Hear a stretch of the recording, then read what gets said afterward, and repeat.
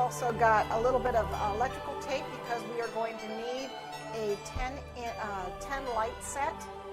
And the light set I have, okay, this is on a 14-inch board, and I have a light set here. I tried to tape it with duct tape, and it didn't. The duct tape doesn't stick. I don't know why. What is it with duct tape? It sticks to everything but cardboard.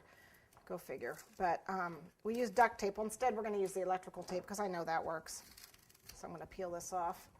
And all it is a battery-operated 10-light set.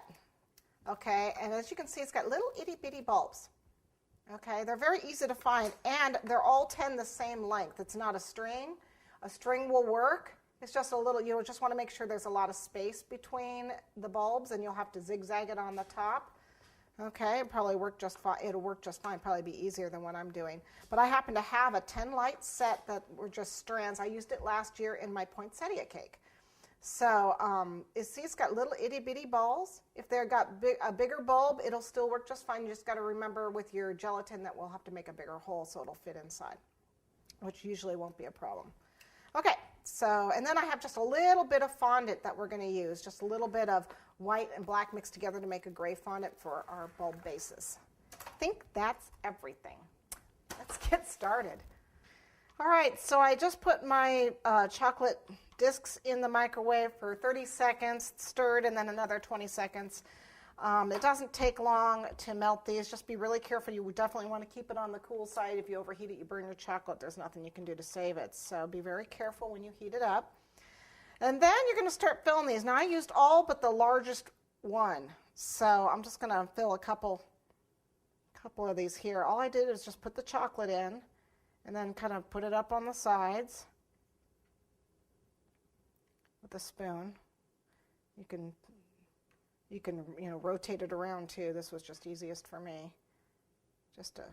Or use a paintbrush to paint it up the sides, and then tilt it over and tap the mold to get the excess out. Now, if your chocolate is nice and runny, you may need to coat it twice, in which case what I'll do is I'll let it set and then coat it again. If your chocolate is thick, some chocolate, coating chocolate is thicker than others. Okay, and then we're just going to,